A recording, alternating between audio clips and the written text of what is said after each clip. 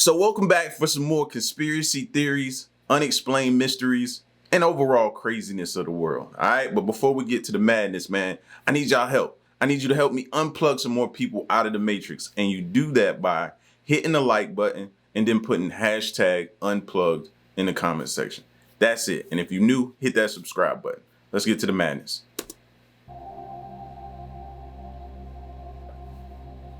Humans have been questioning the world around us for as long as we've existed. It's natural to question what we're told and to wonder if there's anything else that's being hidden from us. While there are a few conspiracy theories over the years that have been proven true, these ones would be particularly disturbing if theory becomes reality. Number 5. One of the biggest conspiracy theories around today is that life from other planets exists on Earth right now. These alien creatures either fly above us, live in the seas, or literally live among us, blending in with ordinary humans. But one more scientifically minded theory is that these aliens wouldn't look like humans at all, or even be humanoid. They're actually octopuses. Octopuses are some of the strangest animals on planet Earth. It's easy to see why they and their close relatives, the squid, have inspired stories of sea monsters for centuries. Other than the stereotypical gray alien, octopus-like aliens are possibly the most common in science fiction, such as the Martians from War of the Worlds, and may actually be the more realistic interpretation of what life on other planets might look like. Stop for a second. Think. Any movie you ever watch, you see the similarities into what he's saying. Doesn't matter if it's true or not. We're not even concerned with whether or not we're right about this. But you see the similarities, right? A lot of the aliens depicted in movies kind of do similar. You see me looking at the octopus because I never really thought about it that way. But now looking at it, I feel like we connecting dots, bro. We connecting the dots. Beyond their strange appearance, there are many other creepy aspects of the octopus. For instance, they have the highest brain-to-body ratio of any invertebrate, are the only invertebrates known to use tools, and have a camouflage ability unlike anything else on the planet. And all the octopus's weird features appeared suddenly in the fossil record. According to the conventional understanding of the evolution of octopuses, octopuses evolved from snail-like creatures with shells. However, early in the Cambrian explosion, octopuses dropped their shells and suddenly evolved the strange features they're known for today. And then that sudden evolution stopped. Octopuses have a very complex biology. When scientists mapped out the genomes of octopuses, they found that octopuses have 33,000 protein coding genes. That's roughly 13,000 more than humans do. This makes the genome very complex, which should have led to many mutations during the past 100 million years, but that wasn't the case for octopuses. There's been very little change in their DNA over that time. That may be because octopuses don't need genetic mutations in the same way most animals do, but consciously give their RNA instructions to immediately alter their DNA. There are ways to explain this through our traditional understanding of how evolution may work, but some believe there's a much simpler explanation. In 2018, 33 scientists published a paper that came to the conclusion that octopuses arrived here from outer space. Octopus eggs may have been on a meteorite that collided with Earth millions of years ago. If you think about some of the accounts of different sightings of UAPs, what did they say? The pilots be saying they see them flying real fast and then they dip down where? Into the water, right? We're putting the dots together. Eggs managed to survive the cold of space and found that the warm waters of primordial Earth were the perfect habitat for them. Another theory is that it was a virus that crashed into the Earth, which was able to quickly turn early cephalopods into what we know today. The paper was criticized by most of the scientific community, but the creepy theory that aliens came from outer space is still alive for some people. Number 4. Project Bluebeam is one of many conspiracy theories that concern the New World Order, a secret world government that aims to control everyone on the planet. What makes Bluebeam so creepy is just how this organization plans on getting control. The conspiracy theory started with a man named Sergei Monast. Monast was a Canadian investigative journalist who focused on conspiracy theories. In 1994, he published the book Project Bluebeam, which outlined the strange theory. It wasn't Monast's first book about a conspiracy theory that he claimed to be real, and it wouldn't be the last. According to Monast, Project Bluebeam was a scheme run by NASA and the United Nations, working with the New World Order and the Antichrist. It had a number of stages, with the goal of creating a population that's easily manipulated and desperate for their chosen hero to take control. The project starts with a series of earthquakes in various locations around the world. These sites would be targeted specifically due to their archaeological and religious significance. The earthquakes would destroy evidence of past civilizations and their relationship with whatever gods they worship. The New World Order would then plant new evidence, which would prove that our ancient ancestors worshipped the same being that the conspirators wanted us to worship today. The next stage would be the most dramatic. With the seeds of this new religion in place, it would be time for the new god to reveal himself. A series of satellites around the planet would be used to project images around the world. The deities from the dominant religions in each area would appear in the sky before forming together into the image of a single god. It would look like the second coming of Christ, but this would actually be the Antichrist. Other technology would be used to speak into the minds of people, convincing them it was their own god talking and telling them the truth. With people around the world unable to explain the strange phenomena, they would be told that this was the real god and form a single one-world religion. Having a single religion would make it easier for the New World Order to control people. A series of devastating natural disasters and epidemics would follow, caused by secret technology developed by the organization. That would cause humanity to believe that only the New World Order, led by the Antichrist, could save them. Monast passed away 2 years after publishing his book on Project Bluebeam. He'd been arrested and spent time in jail. Did he? Did he pass away? We need to verify that. I mean, of course he passed. How did he go, though, is what we need to look into. Years after publishing his book on Project Bluebeam. He'd been arrested and spent time in jail. 24 hours after his release, he suffered a heart attack. This incident only led his followers to believe that Monast was telling the truth, and taken out of the way to stop him from revealing anything else. I didn't say it. I didn't say it. But we were all thinking it. I'm just saying. We were thinking it. I was thinking, you were thinking it. I was thinking it. We were all thinking it. We didn't say it, though. Believers in Project Bluebeam believe it may have already started, pointing to the increase in natural disasters. There are also incidents like the image of a city floating above a town in China. The image was caused by an optical illusion, but conspiracy theorists believe this was just a hologram from Project Bluebeam being trialed. There's no proof that NASA, the UN, or anybody else plans to use holograms to promote the Antichrist, but it is a pretty disturbing theory, even if it doesn't turn out to be true. Number 3.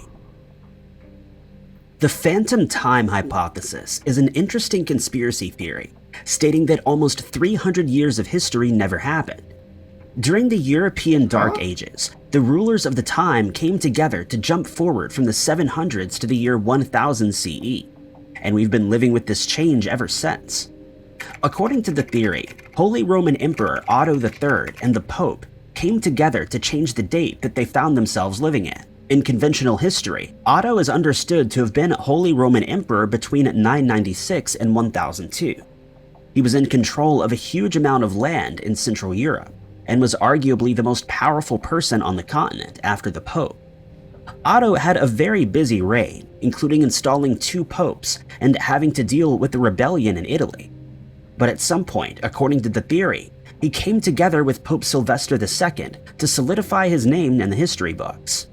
The problem was he wasn't actually living in the late 990s, according to the theory.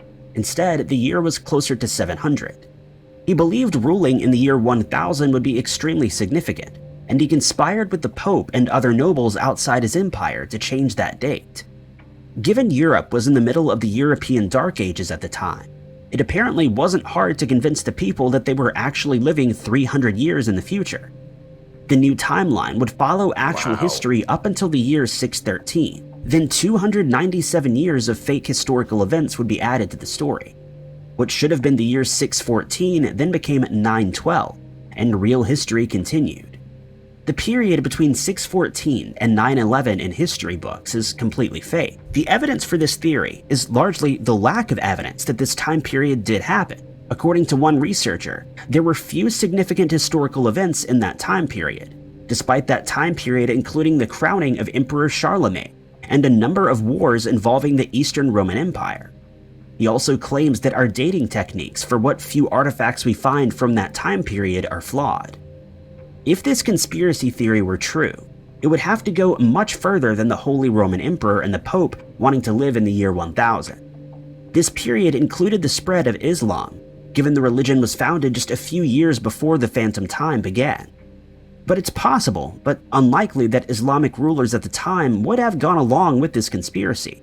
But that still wouldn't explain why civilizations in China, the Americas, and Africa also record events during the Phantom period, and why celestial events, like the timings of lunar and solar eclipses, still line up across the world.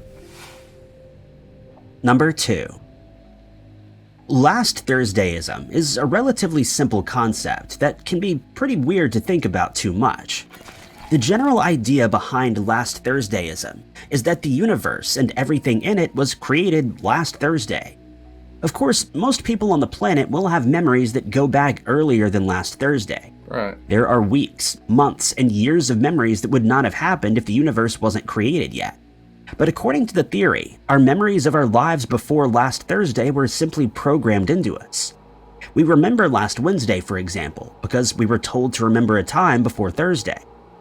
The concept originated as a rebuttal to the young Earth creationist theory. This theory, which is held by some groups of Christians as well as people from other religions, holds on to the belief that the world is roughly 6,000 years old, despite geological evidence suggesting otherwise. That was an issue a lot of early geologists came to when trying to understand aspects of our world, like why certain fossils only appeared on the west coast of Africa and the east coast of South America. It wasn't possible for them to hold on to the belief in a young Earth while also maintaining the evidence they had before them. But in 1857, naturalist Philip Henry Goss proposed another option. The world was still as young as the Bible said it was. God simply created it to look ancient. This has also been described as the baby rock theory. God didn't create baby rocks, he created fully formed boulders, mountains, craters, and the like. The Earth was created to already be able to sustain life, essentially jump-starting the planet millions of years. So while the evidence may suggest that the Earth is millions of years old, this theory claims that the evidence was put there by God from the very beginning, so that Earth's natural processes could be understood by scientists in the future. While this theory certainly makes a lot of sense for many Christians, there are some that believe the Earth may have been created as recently as a week ago. This idea fits into the simulation theory. I've never heard that. This is like just mind-blowing to hear somebody say a week ago, and I keep trying to get some other interpretation from this, but he keeps coming back and saying a week ago. This is just, never heard this theory before, but this is crazy. They have been created as recently as a week ago. This idea fits into the simulation theory. If the world is a simulation, it's possible that the people who designed it wouldn't have needed to witness what happens from the beginning of the universe. They may have simply created the simulation to begin just before what they wanted to witness, and everything else is just programmed in. What makes this theory so creepy is the fact that we have no way to disprove it. Questioning whether we trust our own memories can lead to some more existential questions. Number 1. Y'all are gonna start paying so hard of attention to your memories now. It's gonna be scary, but you're gonna try to figure this out. So am I. Don't worry. The lost cosmonauts theory is a chilling conspiracy theory that dates back to the 1960s. In 1961, Yuri Gagarin became the first person to ever enter space. Amazingly, he came back to Earth alive, but according to this theory, Gagarin wasn't the first man in space, just the first one to make it back. There was understandably a lot of skepticism from the general public when the Soviet Union announced Gagarin's success. The country was extremely secretive about its space program, but boasted some big wins in the space race, including the first satellite in space and now the first human. Naturally, people questioned whether Gagarin had really been into space, but the American president confirmed that this had happened. This quieted rumors that Gagarin had never been to space, but there were still people that believed he wasn't the first to go to space. This theory stated that the Soviet Union had had the successes that it boasted, but it had had many more failures than it claimed, as well as the general secrecy surrounding the Soviet space program, and the willingness to disbelieve what was being said.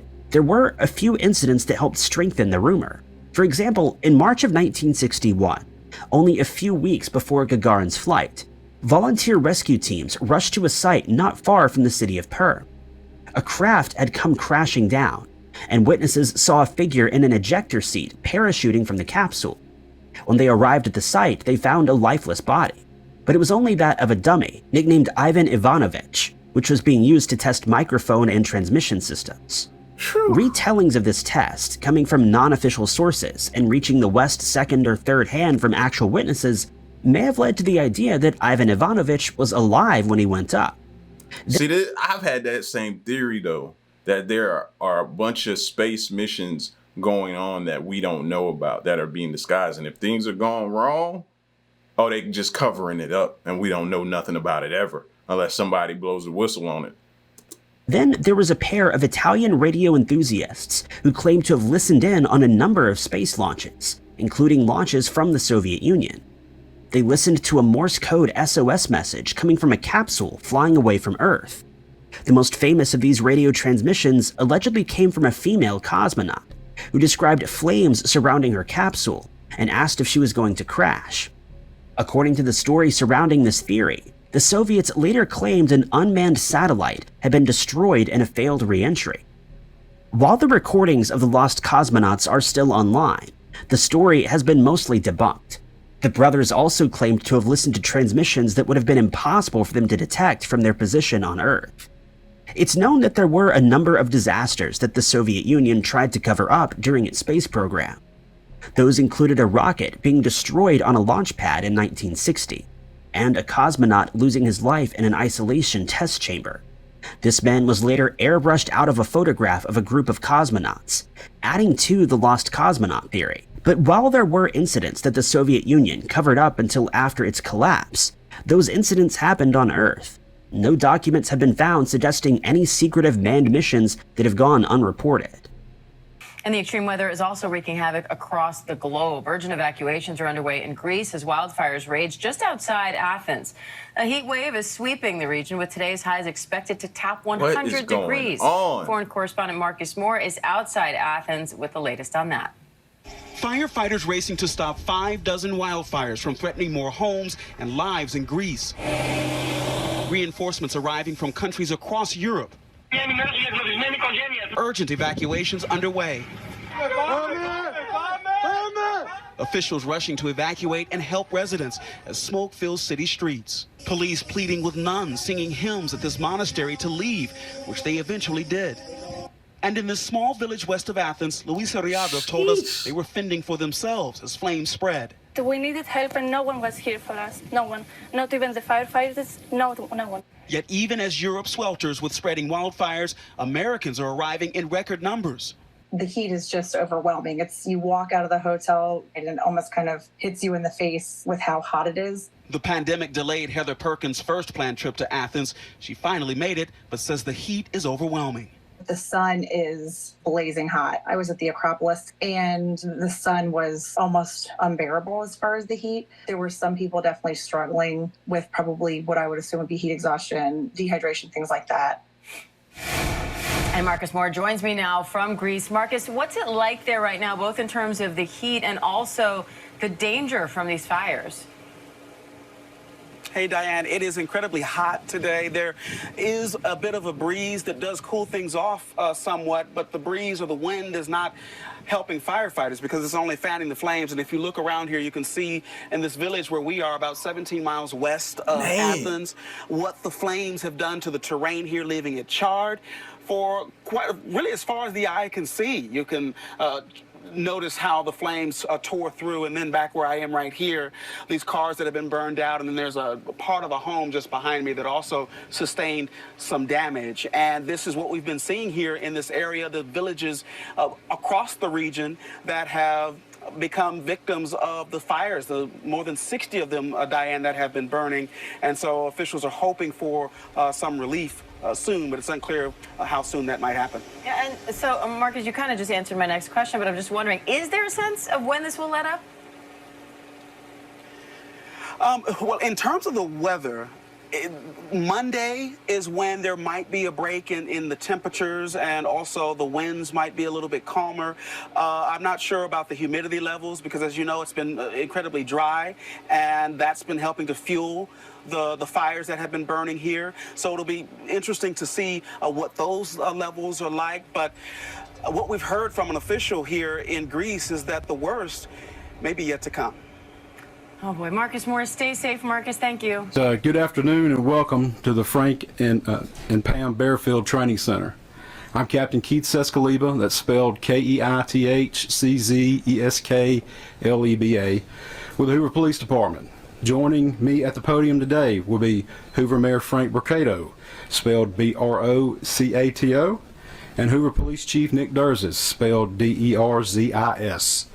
You may also hear from Lieutenant Daniel Lowe, spelled Lowe, of the Hoover Police Investigations Division. Mayor Brocato will make a brief opening statement, and then Chief Durzis will read a prepared statement. After Chief's statement is complete, there will be an opportunity to ask a few questions regarding this investigation.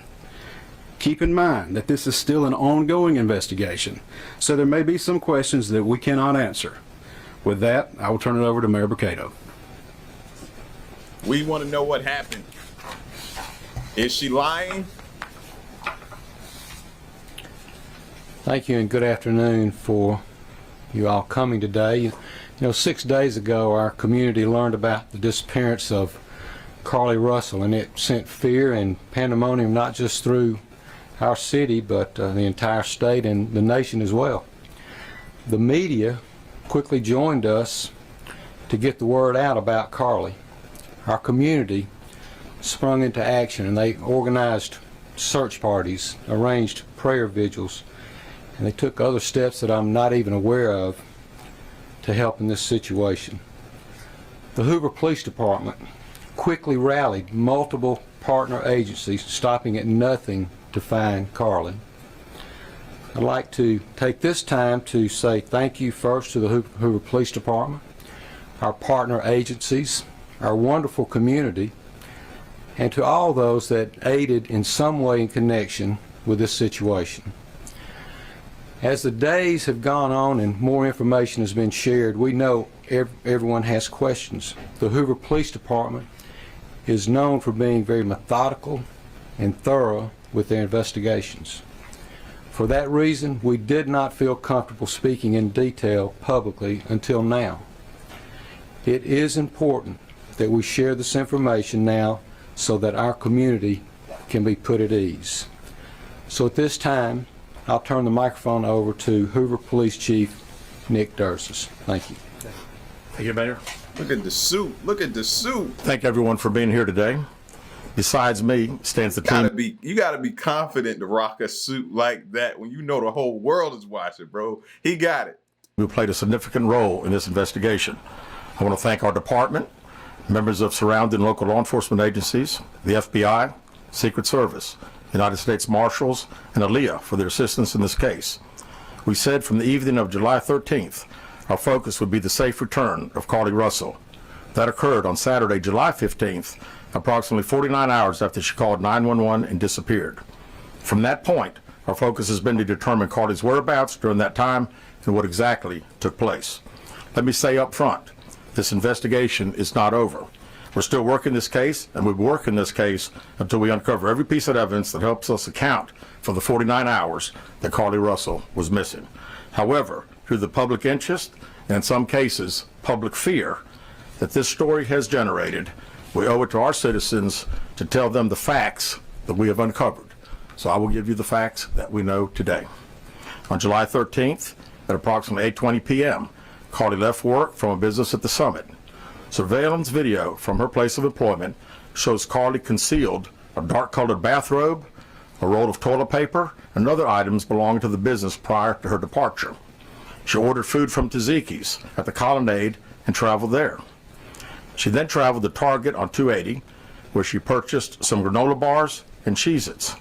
From there, she remained in the parking lot at that shopping center until 9:21 p.m. when she drove to I-459.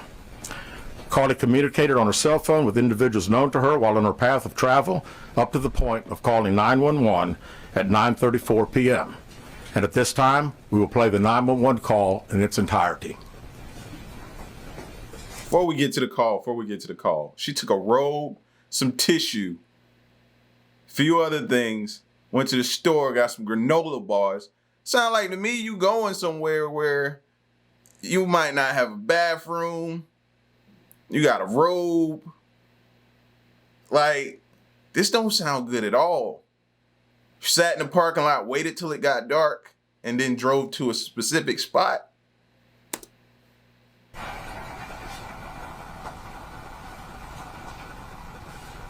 Let's hear it.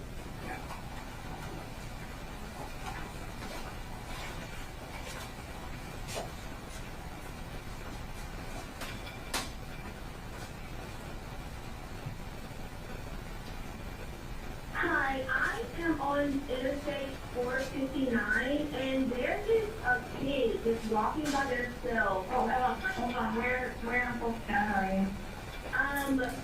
I'm right next to the exit 10 by the cover bed, like to get off by the cover bed. Okay, so you're before that exit? Yes. Okay, and were you headed southbound or northbound? Like towards that or towards 280? Towards Tuscaloosa. Okay. And was the child on the left or right side? On the right side. Were they walking northbound or southbound? They're walking towards Tuscaloosa. Walking southbound? Or how old do they look? Like a toddler, like maybe like 3 or 4. Did you pull over with them? Are you still with them? Yes. Okay, are you with the child right now? No, I'm not. I didn't get out of the car. I can see them though. Do you mind staying and keeping an eye on them until we get there? Yeah, sure, yeah. Okay, what kind of car are you in? I'm in a red Mercedes-Benz. Is it a sedan or SUV? SUV. I mean, it's a sedan. Sorry. Can you put your hazards on for me? Yeah, they're on. Okay. Did you talk to the child at all, or did you say anything to them? No. Okay. No. Do they look like they're injured? No, they don't. Are they white, black, Hispanic, or Asian? They're white. Okay. Is it male or female? I think it's a boy, a little boy. Right now? Okay, so is he wearing clothes? Yes. Okay. What is he wearing?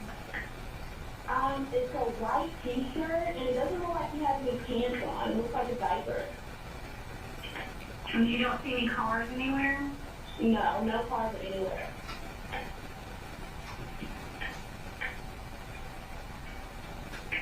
Okay. All right. What's your name? My name is Carly Russell. And you don't see any injuries on the shop from where you're at, correct? No, but I can't really see them that good. Okay, try to keep an eye on them for the best we can, because I don't want you to lose track of them. Okay. All right, and do they have shoes on? No. Shoes? Not that I can see. I can't really see that one. Okay. Alright, I've got them on the way, okay? Just try to keep an eye on them, but the officers are on the way, okay? Okay, thanks. Thank you. Okay, bye. She was very, very descriptive. No shoes on. Didn't have bottom clothes, just the t-shirt on. Gave the description of ethnicity, I can never say that word, but whether he was white, black, or Hispanic. Said he was white, right? Asked was a girl or a boy. Said it was a boy. Kind of looked like a boy. She was very, very descriptive. Where she was located. She turned her hazards on. Like, I'm still hoping that this is not a hoax. Carly called a relative after speaking with the 911 operator.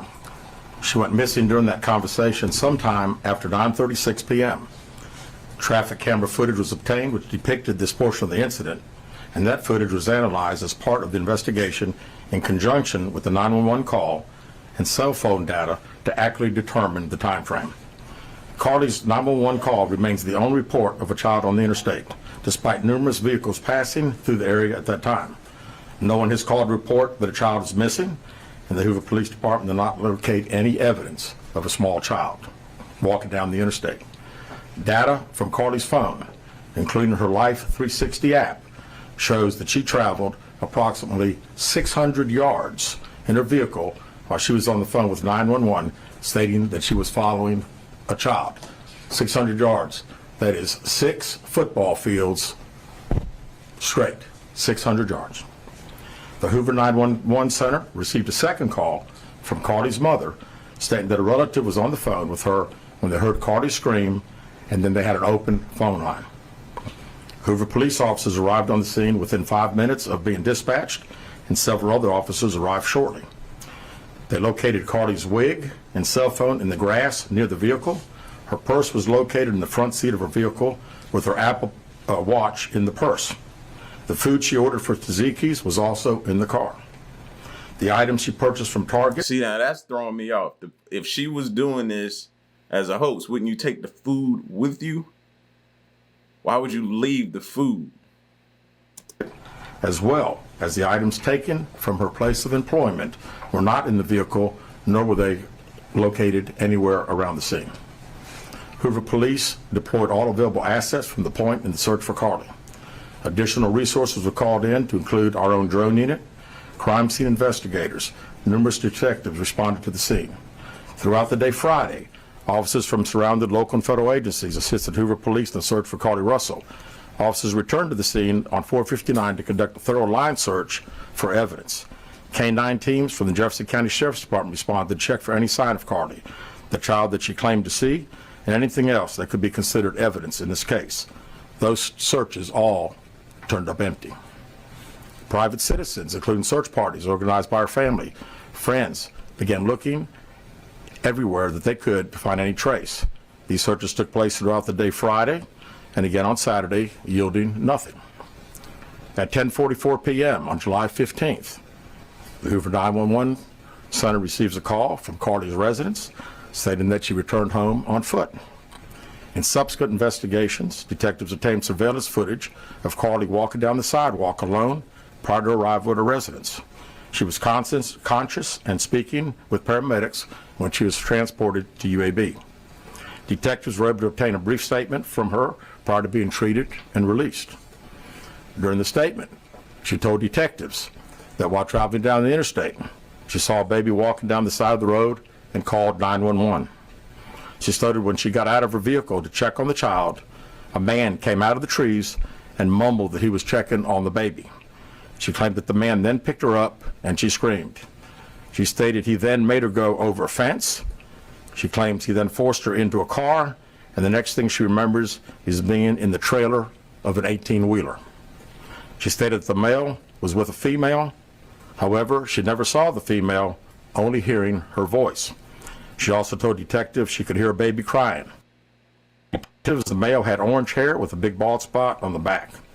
She said she was able to escape the 18-wheeler and fled on foot, only to be captured again and was put in a car. She claimed she was then blindfolded but was not tied up because the captor said they did not want to leave impressions on her wrists. She said that they took her into a house and made her get undressed.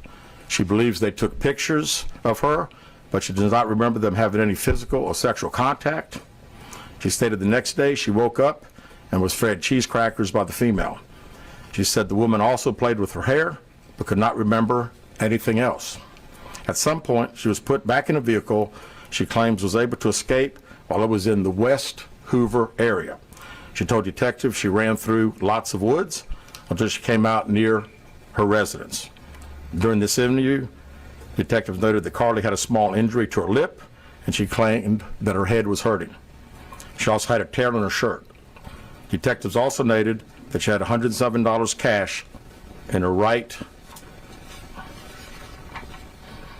sock.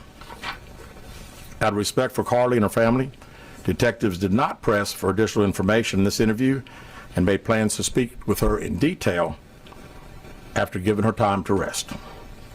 Detectives continue analyzing data from Carly's cell phone that was left behind at the scene. We enlisted the help of the United States Secret Service in conducting this analysis. Part of what data included several internet searches in the days leading up to their disappearance that I think are very relevant to this case. On July 11th at 7:30 a.m., the term, "Do you have to pay for an Amber Alert?" was searched. On July 13th at 1:03 a.m., the day of her disappearance, the term, "How to take money from a register without being caught," was searched. On July 13th at 2:13 a.m., the day of her disappearance, the term Birmingham bus station was searched. On July 13th, 2:35 a.m., a search for a one-way bus ticket from Birmingham to Nashville was conducted with a departure date of July 13th. On July 13th at 12:10 p.m., a search for the movie Taken, a film about abduction, was conducted. There were 2 searches related to Amber Alerts on a computer at Carly's place of employment, including one regarding the maximum age of an Amber Alert. There were other searches on Carly's phone that appeared to shed some light on her mindset, but out of respect for her privacy, we will not be releasing the content of those searches at this time. We've asked to interview Carly a second time, but have not been granted that request. As you can see, there are many questions left to be answered, but only Carly can provide those answers. What we can say is that we've been unable to verify most of Carly's initial statement made to investigators, and we have no reason to believe that there is a threat to the public safety related to this particular case. Thank you. Holy! Holy! Are you serious? Are you serious? Are you serious right now? Are we serious right now? Like, they've enlisted the help of the Secret Service, other agencies. Bro, people have done candlelight and prayer, visual, all that type of stuff, man. And you've been Googling the movie Taken, Amber Alerts, how to take money from a register, one-way tickets to Nashville, which is a nice place, by the way. I gotta go to Nashville. It's very nice. If you ain't been, go there. But anyway, like, are you kidding me right now? I hope this is not true. This wouldn't be good for, man. Thank you very much. Man. With that, we'll open the floor for some questions. Please raise your hand and I'll call on you. Carol. Chief, do you expect any charges against Carly Russell? Can't say. In connection with the disappearance and in connection with what was taken from the Woodhouse stop? Right now, our focus is to determine those 49 hours, so the investigation continues. So to be perfectly honest with you, that hasn't even entered our mind or been discussed. If y'all didn't hear, she asked, will any charges be brought? And I was like, you can't say right now. Investigation's still ongoing. They made that perfectly clear in the beginning. Is it surprising to you that the family has not been cooperative in returning to be questioned? Well, I think the family has stated to us that they didn't think that in her mental state right now, because of trauma of the incident, that she's not ready to talk, is what we've been told. Go ahead, sir. Yeah, question for Chief. You stated that the abductor had orange hair. Was this abductor black male? Was it female? Black female? White female? I believe it's a white male. Am I correct by saying that? Was it ever? Yeah, white male. Is this alleged abductor yet on loose in the Hoover area? Don't believe so. Yes, ma'am. Yeah, because you still got to treat this case as if what she's saying is true. Maybe you have an abductor out here. So now you got to still have the police officers on alert. Chief Brittany Deon, WBRC, has a toxicology report been done, and were any drugs or illegal substances found in her system? We have no report of that. Is any indication of mental illness in this case?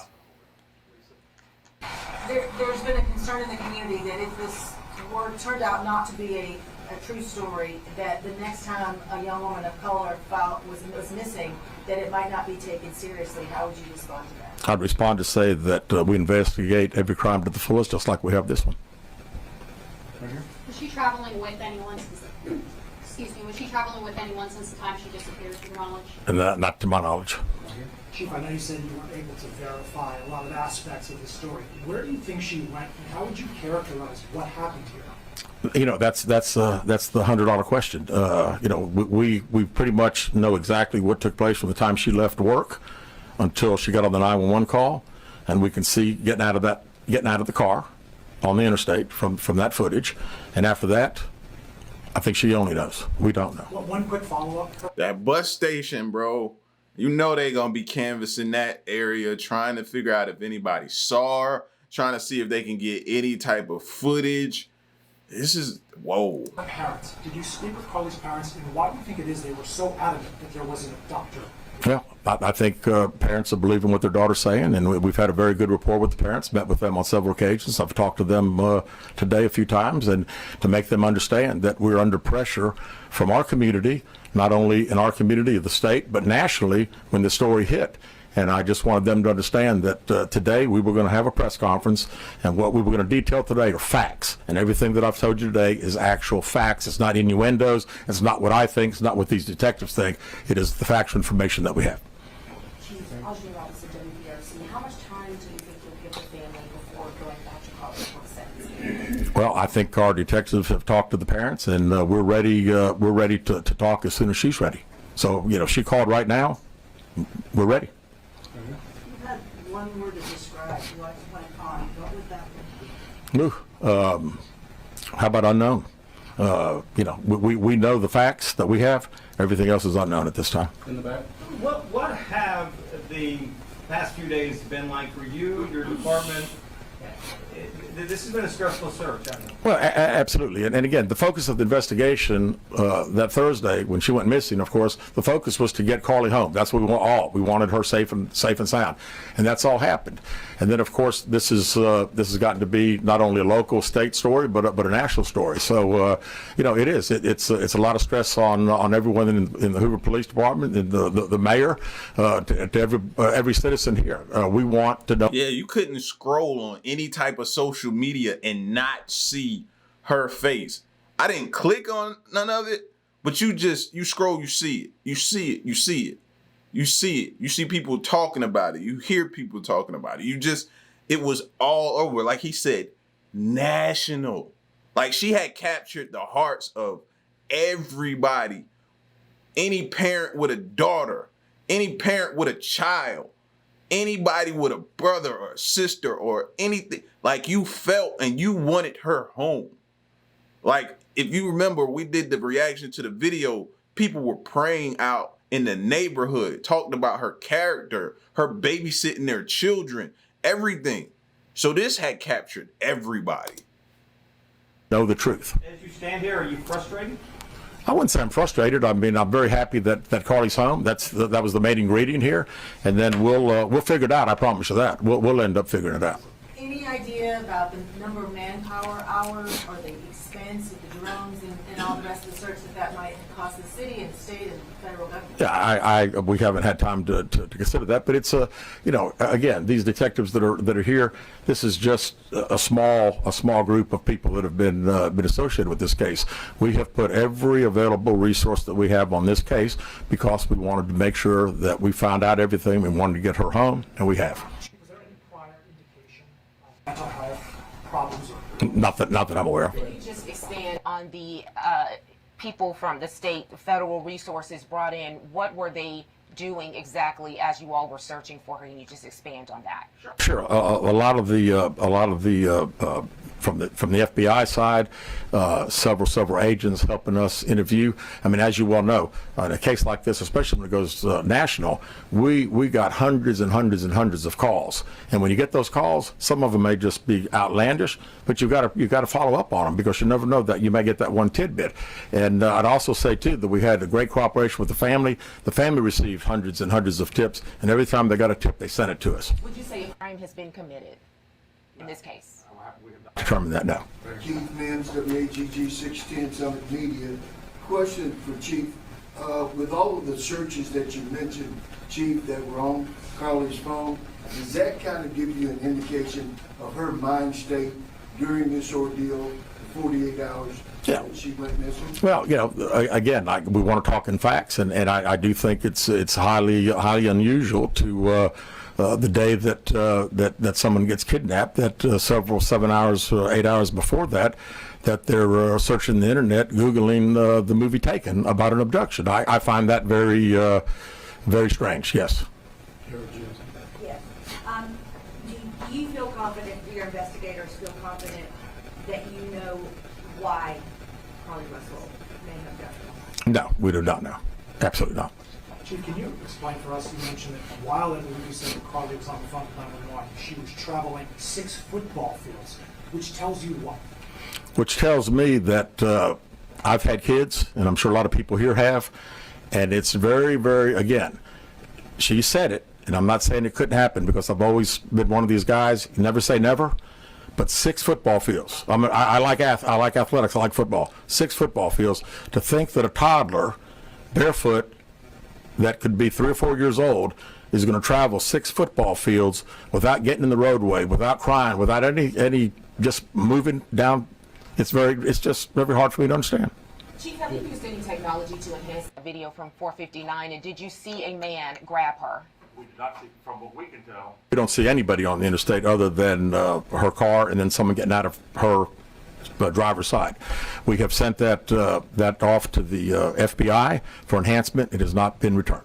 Do you think in this case that charges will be forthcoming towards Carly Russell, and how serious of a crime is it to not only fabricate a 911 call, but to lie to law enforcement during an investigation? Well, again, that's not something that we've been discussed since we're going through the still investigation. But people have to understand that when someone says something like this, we put every available resource. Everybody comes together from, like I say, state, local, federal. It's just a lot of work, and the gentleman earlier said frustrated. I mean, it is a little frustrating to think that all this has been done and we can't find anything out. Did anyone see her calling in from the side of the road when she made that 911 call? No, not to my knowledge. All right, last question here. Is this investigation held up until you can speak once again to Carly Russell? Well, there's a few things that we're still doing, but obviously we want to talk to Carly as soon as we can. And do an in-depth interview, and at that time, I think we'll have these investigators doing some other things. So that's all the questions we're going to answer today. We appreciate you guys coming, and we'll be following up with y'all later. Thank you so much. Thank you for your time, Chief. Thank you. Look at the suit. Listen, man, he's told you a lot without saying a lot there at the end. They have people canvassing, looking, going through stuff, enhancements, all kind of different things right now. When they finally come to her, if she wait on them to come to her, it might not be good for her, because they're coming, and when they show up, they're gonna have everything they need, whether or not this thing is she telling the truth or is she lying about everything. Y'all get at me in the comment section, man, because this is crazy. Crazy, absolute crazy, bro. This Carly Russell story has taken a turn. Nobody, I ain't gonna say nobody's seen this coming, because I've seen people online kind of, being skeptical about this whole thing from the jump, But I always like to not believe that people would do something like that. So we'll see where this leads us, man. We don't know. Just like he said, nothing's concrete yet. All he did was give us the facts, and we'll just have to see what time reveals. Y'all get at me in the comment section, man, but we're going to keep following this story. It's your boy L. Till next one, I'm gone. Peace.